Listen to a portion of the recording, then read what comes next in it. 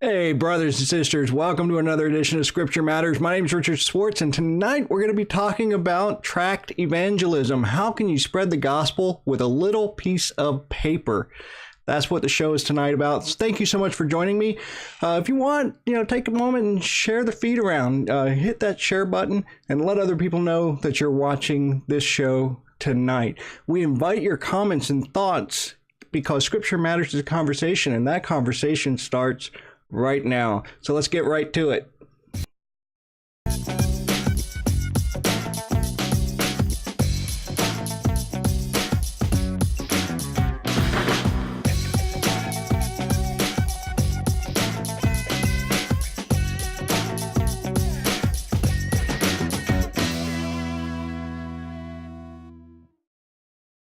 All right, welcome, Andy Lawniczak. How you doing? Oh, I'm sorry. There we go. I'm sorry. We're doing great. Tell us a little bit about yourself, Andy. Well, I am married. I've got 6 kids. And the owner of TractsClient.com now for 11 years. Of course, it used to be called something else, but that's what I do for a living. Make gospel tracts. So. Wow. I mean, of all the things that people can do as a profession, I mean, spreading the gospel, that's definitely a high calling. It's a lot of fun. I love it a lot. I love to be doing this. So that's great. All right. So we got several people out there watching. Robin, thank you for joining us tonight. Aaron, thank you for joining us. We got about 7 people out there watching right now at this very moment. So thank you so much. Hey, guys, listen, I haven't mentioned this yet. Stick around to the end of the show. We've got a little special something for people who are watching Scripture Matters tonight. So stick around and we'll tell you more about that at the end of the show. So you run TractsClient.com, right? Yes, sir. Okay. And why don't you tell us a little bit about that?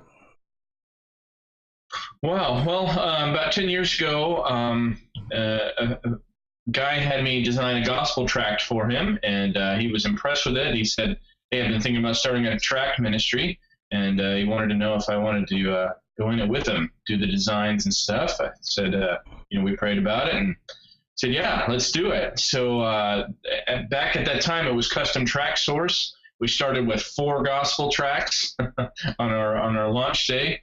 And now, and back in 2013, I bought my partner out. So it's been me since then. I changed the name to TractsClient.com. And now we've got about 75 to 80 different tracts that we keep in stock.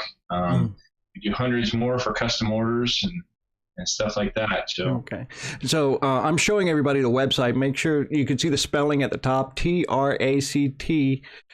Planet.com. So if you want to go and visit that after the show and check out some of the stuff that he has here, he's got a lot of products here, and he's got a bargain bin that you can check out. So we'll talk more about that a little bit later. But for now, we're going to go right to the basics of what is a tract. Let's start there. What is a gospel tract? Well, in the most general terms, it's basically like a piece of paper or a booklet or a folded, something that shares the gospel in its simplest form. And there's a lot of different ways to do that. And we have several of them on our site. But that's kind of the basic, main, simplest way to explain it. Okay. Well, what are some of the different kinds that you have? So we've got some that, kind of look like money or for different themes. We've got, card tracts. This one's a free ruler tract. Some more in-depth ones. We have like folded ones here. These you might give after a witnessing conversation, kind of sum things up pretty well. Just different things like that. We've also got, this is a good one. This is a Post-it note. So this is different than your traditional tract because you can just stick these anywhere, bus stops, bathroom mirrors, and people will read it. They'll sit there until, someone picks it up and reads it. So just a lot of different ideas, different ways to get the gospel out. Okay, so there's a lot of different methods that we can use on these little pieces of paper that help. Now, why would we want to use a gospel? Why don't we just want to just verbally tell people? I mean, isn't that what we see in the Bible? Why would we want to put it on paper and give it to somebody? Well, I definitely think one-to-one evangelism is probably the best form of evangelism. All right. But there are instances where that's not always feasible. You may not have enough time. You may just have 30 seconds in the checkout line at the grocery store. And instead of standing there sharing the gospel, you might give them a tract so they can read it later. They're off the clock and they can think about things. So it's good when you don't have time. It's good when you're at some event where there's thousands of people. You can't talk to everyone. So like parades and whatnot would be a great place to just hand out a bunch of tracts. And also, if you're scared, I mean, let's be honest, a lot of us Christians are terrified when it comes to sharing our faith. We may be timid to talk, but I think most of us could build up the courage to just give someone, a $1 million bill or something that they're going to appreciate. So those are a few of the good reasons there. I like what you said about how it can take advantage of time. And where you may not have enough time to actually start up a whole conversation, but you can just if you're passing by somebody, hey, you catch their attention for half a second, you can put a tract in their hand. So I think that's really good and effective. I've done that a few times, and there are times where I've tried opening a conversation where it really wasn't appropriate, but the tract seems to just really work. You put some literature in somebody's hands, and they can look at it later at their own convenience. Right. So I think that's really good. Now, I'm sure people are wondering, how effective are these things? Well, I mean, I think they're effective. I mean, it depends on how you evaluate that, really. Right. I've heard of a few instances of people getting saved from the tracts. A lot of times, I just don't get to know the results in that way. But I think a better measure is how scripturally accurate it is, and whether it's biblical to do so would be better than how many conversions or whatever. And you don't know how many conversations it's opened as well. It's a good conversation starter. And to start with a witnessing conversation. So it's it can be an icebreaker. It can be a segue right into the gospel thing. Well, I want to take just a moment and share an experience that I had as a young Christian with a gospel tract. I was sitting outside of a mall waiting for my ride, and a Christian just came, and he just put a gospel tract in my hand, and it had his name and phone number on the back. And I didn't think much about it, but I did put it in my pocket. And so think about that for a second, folks. When you hand somebody some paper, they're probably not going to crumble it up and throw it away. They're going to put it in their pocket or something like that, depending on where they're standing at. And so I became a Christian about 3 months after this man handed me this tract. Now, I wasn't convinced through the tract, but as a young Christian, it put me in contact with another Christian. And so I think this is really important. I think this is why having contact information on those gospel tracts is important, because they may not be converted or be persuaded by the tract, but they will make a connection. So that's another element of the gospel tract that I think they can be connected to churches or to individuals. Yeah, because you might hand it to someone that's already a believer. And I made a friend that way. I put a tract in the bathroom at a Mexican restaurant, and he found me through there, and we became friends through that. So yeah, there's definitely more than one option. And one of the main things that we started when we did custom tract source originally in Gospel Tract Planet, there weren't too many ministries out there that would customize tracts. So any of our tracts, you can put your ministry or church information on it, and that's a unique thing. And I think that's a pretty valuable resource to people out there spreading the gospel. Chris Lapatas just said, Spurgeon said, if you can't do anything, at least give out a tract. And that's a paraphrase. And Sheena Brown just said, I may have become a Christian through a tract. So there's some wonderful testimony there. Robin Monroe said, my husband got right with God after finding the 4 spiritual laws on the beach while jogging in 1982. This after several days of he and I talking about my faith. So we have some wonderful testimony here showing up in the comments about the gospel tract. and keep them coming. If any of you guys are tuning in and you have some testimonies about gospel tracts, share them with us, and I will I'll call those out. Now, what are some creative ways you have used tract or seen others use them? Now, I know you mentioned the sticky note where you can put them on the thing. Have you seen them anywhere else? Yeah, well, there's a few things. I think our tracts, they're designed for different circumstances. We have a parking ticket tract that's great for, like, in town here once a year. We have something called a fall festival, and there's people parking, for blocks and blocks and blocks along the edge. You just put those on, so that's a creative way there to get tracts on vehicles. I use the Post-it notes in elevators and stuff when we stay at hotels. Leaving, money tract with a tip at a restaurant. Probably talk about that later, but there's a lot of different good, ways to use them. Like I mentioned, parades and whatnot. You just go up and down one side of the parade and just, hey, get one of these, and people will come up to you and say, hey, I saw him get one, I want one too. So, right. Especially if it's a really colorful tract or something that jumps out, or especially the money tracts. I know those are really popular.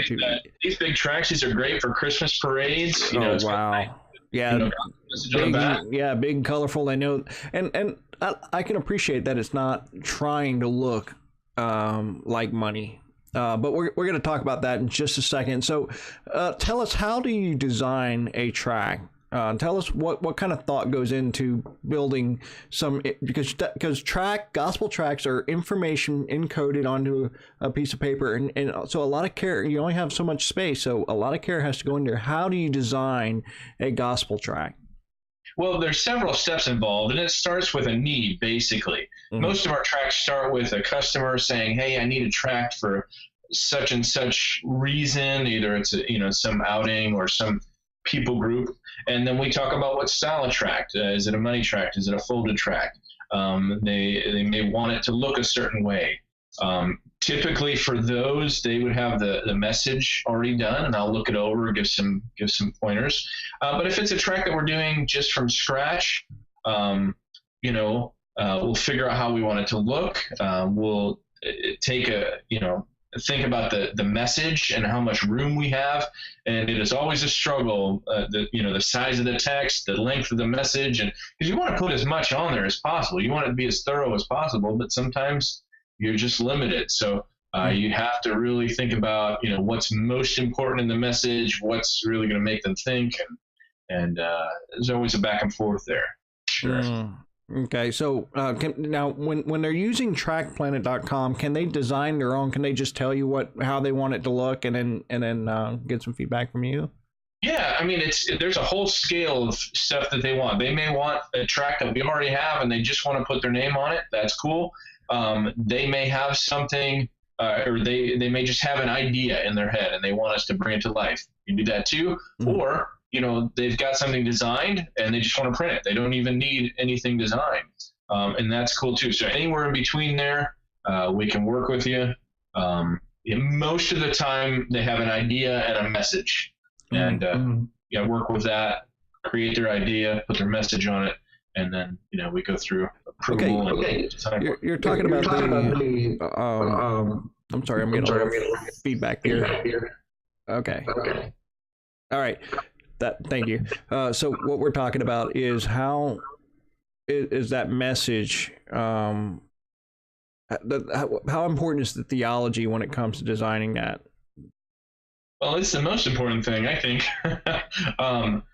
Yeah, I mean, it's good to have a theme. We like to have a theme and then kind of stick with that theme. It's a springboard into the gospel, but really it's the gospel message that's the most important part.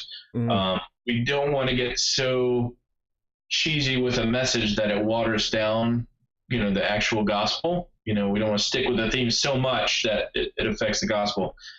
So I think theology is very important in that, and keeping things biblical and easy to understand. Okay. What about badly designed tracts? Do you have any examples of that, of what a bad tract looks like? Well, I don't have like a physical example, but this week I had to turn down a tract. It was really bad. It was basically this booklet that this woman wanted, and there was no grace in the booklet. It was all the things you can't do or you'll end up in hell, even if you're born again. And it was just way off base. And those are the kind I sit down, I take probably 30 minutes and write out a response and say, I can't do this tract, in good conscience, and here's why. Right. You mentioned this, and that's off here, and this is why. And I hate to have to write those emails, but they come more frequently than I'd prefer. But there's some bad ones, and I had to turn them down. And right. So one example of a bad tract or a badly written tract would be one that's just all law, no grace, no gospel. Basically, yeah, that would be one. Yeah. And then of course things that would have erroneous ideas about Jesus and things like that. Now I can tell you what I do is if I'm seeing a bad tract out in the wild somewhere, and it's not just limited to pamphlets. I mean, it can be limited, or it can include booklets and stuff like that, because that kind of functions the same way. Seventh-day Adventism, whatever. I find their literature all around. I find Jehovah's Witness literature and so forth. And I usually take these and I discard them. So it's almost like a counter tract ministry. So if we're finding bad tract, now we want to be kind of gracious, because the Lord's going to use whatever means he needs to bring his children in. So we want to make sure we have good theology. We want to make sure we have a solid gospel message that's printed on there, and you take a lot of care into constructing your tracts to make sure it's a sound. And I think you even have a team of people that you seek counsel for. Yes. When designing. So this is not just a one-man project when it comes to designing these tracts. You have a group of people that give you feedback, and you seek counsel, and you think about it, you carefully consider, and then what I really like that you did, and I had no idea that this is part of what you do, but you actually give a response to any kind of rejection that you have, and you take time to do that. Yeah. So I really appreciate that. So now here's one that I'm sure all of you have encountered. These is the money tract. That's the one that I want to talk about, and I wanted to spend a little time here talking about it. Now these, yes, they are pieces of paper that look like money. That's what we're talking about when we're talking about money tracts. That looks like and it's got a gospel message on the back. And so what are your thoughts on tracts like the money tract that might appear as something else? Well, I think just like any tool, it's based on how you use it. I think they can be used wrongly, and I think sometimes they are, but I think they can be used in a really good way too. Good thing about money tracts is they always get a smile, and people always hold on to them. And that's the reason that we use them, because they just, you say, hey, did you get your $1 million bill? Like, what? And then you give them one, and they're like, oh, that is so neat, and then, they'll flip it over, they'll read it later. That's great. Right. But they can also be abused. And I've heard of, and I've seen people use them in really bad ways. And hopefully we can help to inform people how not to do. Yeah. Well, one of the worst ways that comes to mind is is giving it in place of a tip in a restaurant. This burns me up more than anything else. As Christians, we should be generous. We should never ever leave a tip or leave a tract in place of a tip. These people work to earn a living, and if you want the message to never be taken seriously, leave a tract in place of a tip. They need those tips. Leave a good tip, even if there's bad service. Leave 20-25% with a tract. And then they'll see that you're generous. They'll take seriously what you have to say, and they're not thinking you're trying to pull one over on them. Right. Yes, we understand that the message on this tract is worth more than the money you would have gotten for a tip. Right. They don't care. They're of the world. They live for money, and they don't care what's on here until they're born again.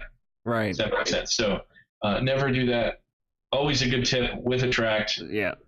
I've actually heard someone say, I'm giving you better than money. I'm giving you the gospel. It is technically true, but they will not listen. And right.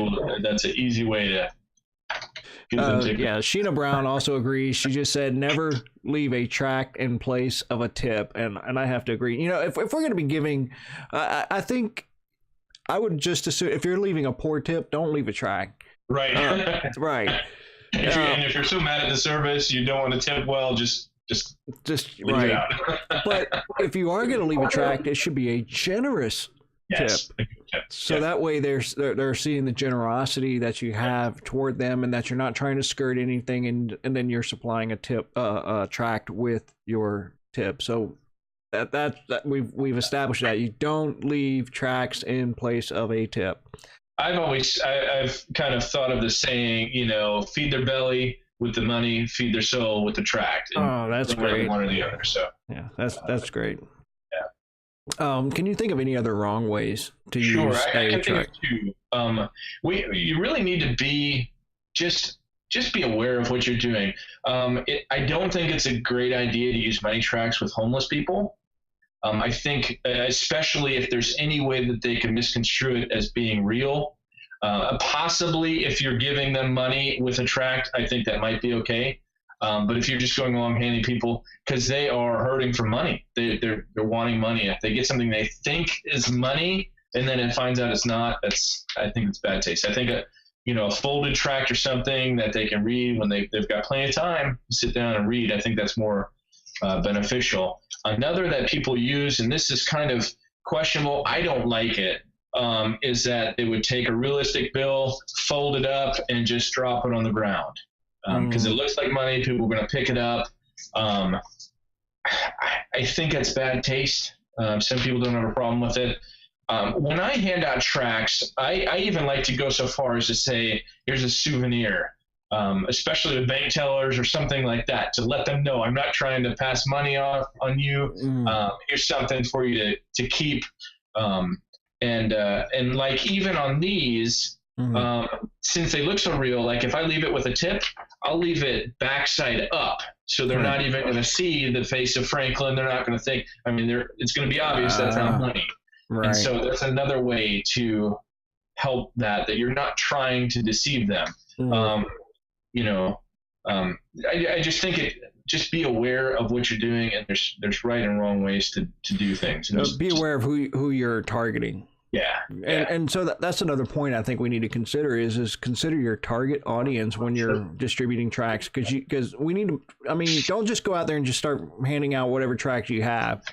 Make sure that your tract is custom fitted to the task. And I think that makes me think of kids. Kids are very concrete. You give them a tract like this, they're going to think it's $1 million. But you give them a huge one, most of them are going to realize, hey, that's not real money, but hey, that's really cool. Right. And so a lot of our jumbo tracts are kid-friendly for that purpose, because these are the ones that the kids are going to get, and the adults would get this one. So the kids love these things, and they'll hand them out, and they'll say, hey, I've got 2 brothers. Can I have some more? And so just, be aware of your audience and your target. Can you think of any other ways that we can effectively use tracts? You mentioned like sticky notes, and what are some other ways we can use tracts? Christmas parades are coming up. We're going to be having Christmas parades. Do you had that Santa Claus tract? So do you have any other Christmas seasonal type tracts? So let's get a look at those real quick. Here's a card tract. Okay. So this is actually based on a song by a band called Go Fish. It's about the cross, and it goes through, it's not about the baby in the manger. It's not about the wise men. It's really about the cross. It's a great song, and we turned it into a tract. In fact, we turned it into a Christmas card as well. We've got evangelistic Christmas cards, 2 different ones. So this is really good as well. And then we have one other. It's a money tract. We call this our Nativity Bill, or Nativity Millions. And this talks about the birth of Christ as the gospel story in Luke. Christmas story, and so this is really good too. So you got several tracks that are going to be in season here next month. It's coming up now. Started right after Thanksgiving. Right. So even this month starting, and so I think we need to do that. Let's prepare. And that's another element like that builds on what the point that I made just a second ago was that we need the right track for the job. And we need to prepare for that. We can prepare starting now. Think about where can we spread these gospel tracts, and which track are we going to use to accomplish that mission. Robin Monroe just said, that's something how do you feel about this? Robin Monroe just said, put them in waiting room magazines. I think that's a good idea. That people are just sitting there waiting. It brings up a topic about, putting things in public places or even private places. And, I think that's a decision each one of us has to make and think about it. Whether that's considered littering or what, I know some people put tracts in books at the bookstore. Is that right or wrong? I don't know. Well, I don't think you're harming anything by doing that, but then you do get into some questionable stuff. Is that solicitation? So I guess we're just gonna have to leave that to the individual Christian conscience on where to plant that. I don't think there's anything we can really concrete say that's right. That's not. So do you have any final closing comments? Well, not really. I mean, if you've never handed out tracts before, and you're looking for a way to get started, we've got a sample pack. It's one of each of our tracts in it. It's a good way to get started if you don't know what you like. Find a few good ones. Start leaving them places. It'll take some courage to even do that, but then. If that works for you, then you can start handing them out, or give them to the checker at the grocery store or the bank teller. Find the ones that you like, find the ones that are easy to hand out, and just do it. Just do something. Something.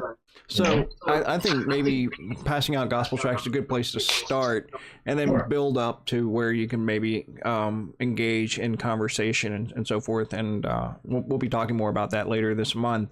Well, I think that's all I have for you tonight. So thank you so much, Andy, for joining us tonight and talking about the show. Guys, this is what we're giving you tonight. If you go to trackplanet.com, the coupon code you can use is Scripture Matters, one word, and I understand you're going to give 10% off? 10%, yes. Okay, so 10% off your gospel track. So go over to trackplanet.com right after the show, and he's offering Scripture Matters viewers a 10% off by using the coupon code Scripture Matters, one word, no space, right? Right. Okay. Right. All right. So thank you so much for joining us tonight, Andy. Thanks. All right. So that's the show for tonight. I always close the show with scripture moment, and I don't think we really appreciate just what it is that we're doing when we hand people slips of paper. I mean, we think of it as just maybe a Post-it note or just a little note to somebody else. But, this verse right here kind of brings it down to earth. And I think you're going to be blown away by this. And this is Romans 1:16 says, "For I am not ashamed of the gospel, for it is the power of God for salvation to everyone who believes, to the Jew first, and also to the Greek." So let that encourage you right now, because that's the power of God, that the gospel is being printed on pieces of paper. And when you distribute that, you're playing a part of that, the power of God for salvation. It doesn't get any better than that. And so I want to encourage you to think about this verse, Romans 1:16 tonight, and you think about the power of the gospel tract. When you're distributing that, every time you're handing that off, you're spreading that power of God to salvation. It's in the gospel. It's not in the paper. The paper is just the means, and I recognize that. But what a wonderful, humble way to spread the message of salvation. Thank you guys so much for joining us tonight. And as always, Soli Deo Gloria.